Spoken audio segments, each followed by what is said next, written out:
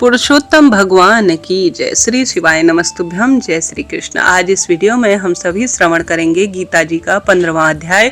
शास्त्रों में लिखा गया है कि अधिक मास में अगर गीता जी का 15वां अध्याय सुना जाए तो जीवन में सब सुख प्राप्त होते हैं और पितृ देवता भी इससे सुख प्राप्त करते हैं। स्वयं महादेव माँ पार्वती को इसके महत्व के बारे में बताते हैं। 15वां अध्याय पढ़ने से पहले महादेव माँ पार्वती से क्या कहते हैं आइए सुन लेते हैं। सबसे पहले आपसे अनुरोध है पंच देवी देवताओं का ध्यान, अपने इष्ट पितृ देवी देवताओं का ध्यान करें और पूरा वीडियो सुने और जरा सा भी उपयोगी रहे तो लाइक कर शेयर कर सब्सक्राइब करते हुए महादेव की जय, माँ पार्वती और श्री नारायण के जयकारे जरूर लगाइएगा।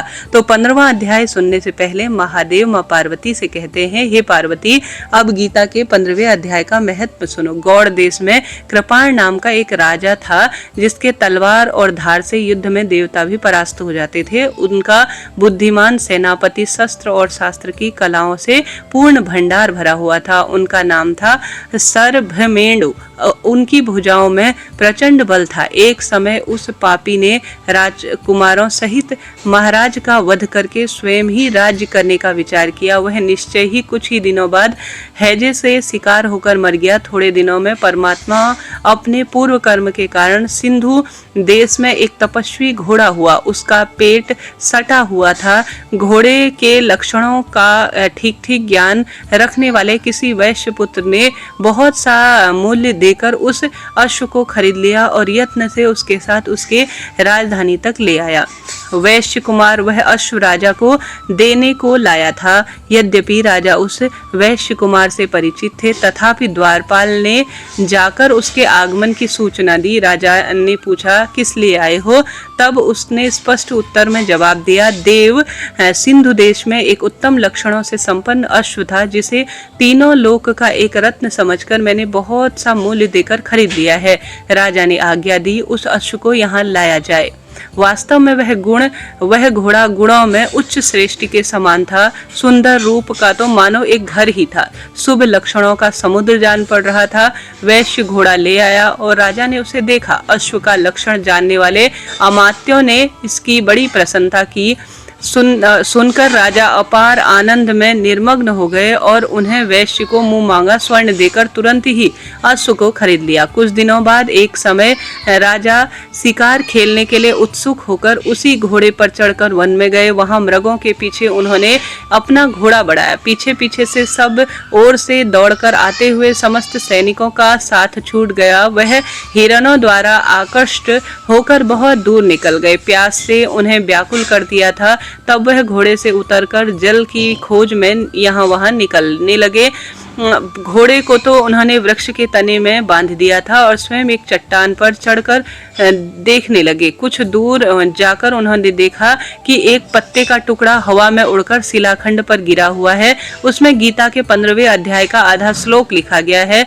राजा उसे पढ़ने लगे। उनके मुख से गीता के अक्षर सुनकर घोड़ा तुरंत गिर पड़ा और अश्व शरीर को छोड़कर तुरंत ही दिव्य विमान पर बैठकर वह स्वर्ग की ओर चला गया। तत्पश्चात राजा ने पहाड़ पर चढ़कर एक उत्तम आश्रम देखा जहां नाग, केसर, केले, आम और नारियल के वृक्ष लहरा रहे थे। आश्रम के भीतर एक ब्राह्मण बैठे हुए थे जो संसार की वासनाओं से मुक्त थे। राजा ने उन्हें प्रणाम कर बड़ी भक्ति के साथ पूछा, ब्राह्मण मेरा अश्व अभी अभी स्वर्ग को चला गया है, उसमें क्या कारण है? राजा की बात सुनकर त्रिकालदर्शी, मंत्रवेत्ता और महापुरुषों में श्रेष्ठ विष्णु शर्मा नामक ब्राह्मण ने कहा, राजन पूर्व काल में तुम्हारे यहाँ जो सर्भमेंडु नामक सेनापति थे वह तुम्हें पुत्रों के सहित मारकर स्वयं राज्य हड़पने को तैयार था। इसी बीच में उसे हैजे का शिकार होकर मृत्यु को प्राप्त होना पड़ा। उसके बाद वह पापी उसी से जो है घोड़े स्वरूप में परिवर्तित हुआ। यहाँ कहीं गीता के 15वें अध्याय का आधा श्लोक लिखा हुआ मिला था, उसे ही तुम वाचने लगे। उसी को तुम्हारे मुख से सुनकर वह अश्व स्वर्ग की ओर चला गया। इसके उपरांत राजा के पार्श्ववर्ती सैनिक उन्हें ढूंढते ढूंढते वहां आ गए।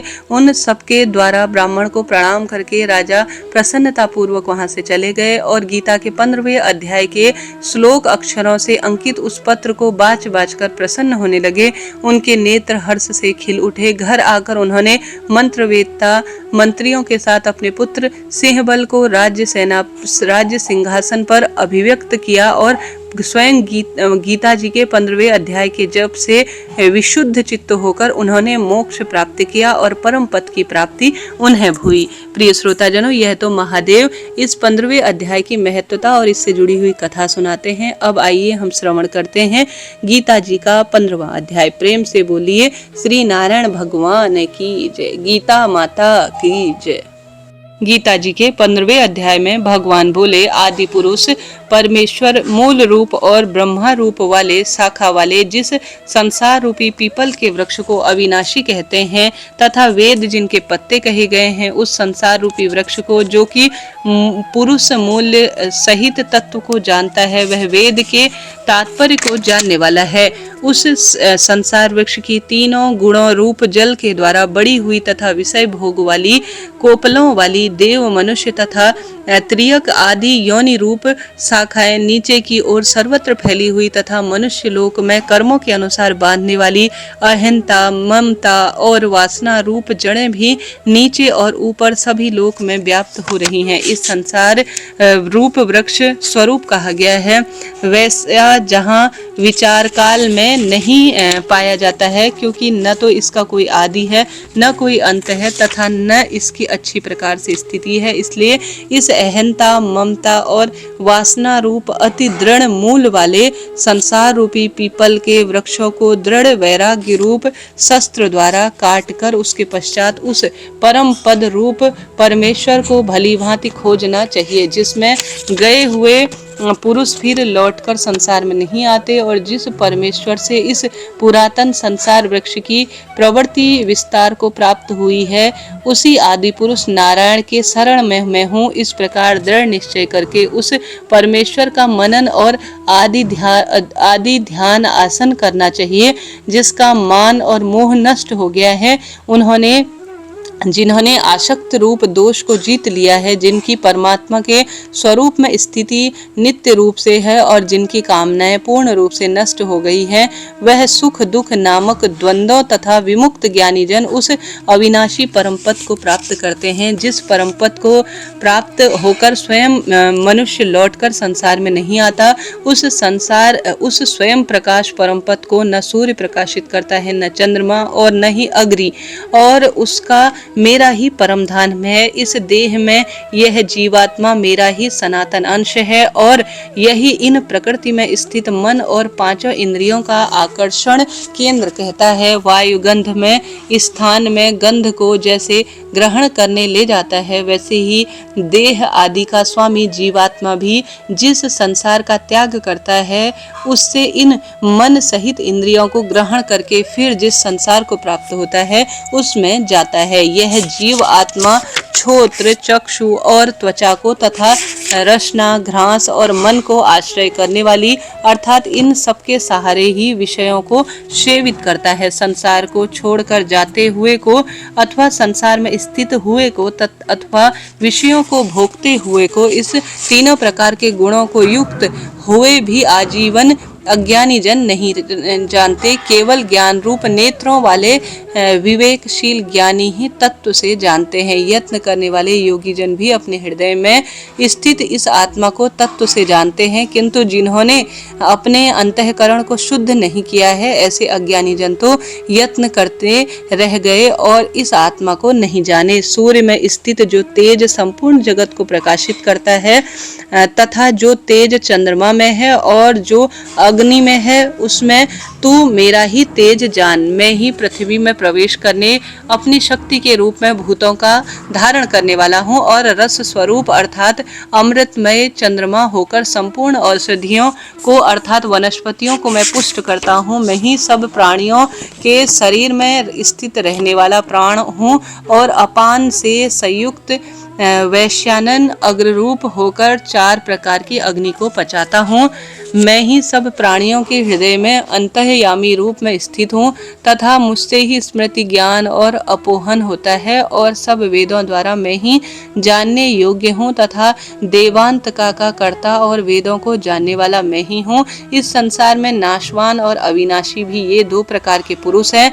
इसमें संपूर्ण भूत प्राणियों के शरीर तो नाशवान और जीवात्मा अविनाशी कही जाती है। इन दोनों से उत्तम पुरुष तो अन्य ही है जो तीनों लोकों में प्रवेश करके सबका धारण पोषण करता है एवं अविनाशी परमेश्वर द्वारा परमात्मा इस प्रकार कहा गया है। क्योंकि मैं नाशवान जड़ वर्ग क्षेत्र से तो सर्वदा अतीत हूँ और अविनाशी जीवात्मा से भी उत्तम हूँ, इसलिए लोक में और वेद में पुरुषोत्तम नाम से मैं जाना जाता हूँ। भारत, जो ज्ञानी पुरुष मुझको इस प्रकार तत्व से पुरुषोत्तम जानता है वह सर्वत्र रूप सब प्रकार से निरंतर मुझ वासुदेव परमेश्वर को ही भजता है। हे निष्पाप अर्जुन, इस प्रकार यह अति रहस्य युक्त गोपनीय शास्त्र मैंने मेरे द्वारा तुम्हारे समक्ष कहा गया। इसको तत्व से जानकर मनुष्य ज्ञानवान और कृतार्थ हो जाएगा। प्रेम से बोलिए पुरुषोत्तम भगवान की जय। प्रिय श्रोताजनों, यह 15वां अध्याय यहाँ पर समापन हुआ। आप सभी जानते होंगे स्पष्ट रूप से महादेव ने माँ पार्वती को इसकी महत्वता बताई है और इसका क्या सुंदर परिणाम मिलता है यह भी हम सभी ने जाना। तो आप श्री कृष्ण भगवान, पुरुषोत्तम भगवान की प्रसन्नता के लिए रोज इस गीता जी के 15वें अध्याय को पुरुषोत्तम माह में नियमित रूप से सुनिएगा।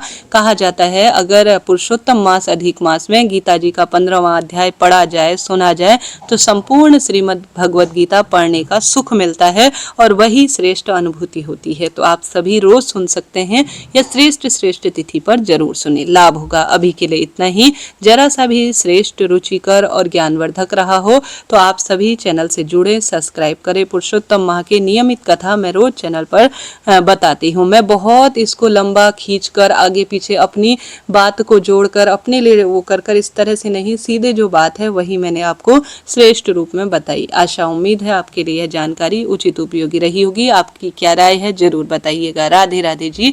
कृष्ण भगवान की जय।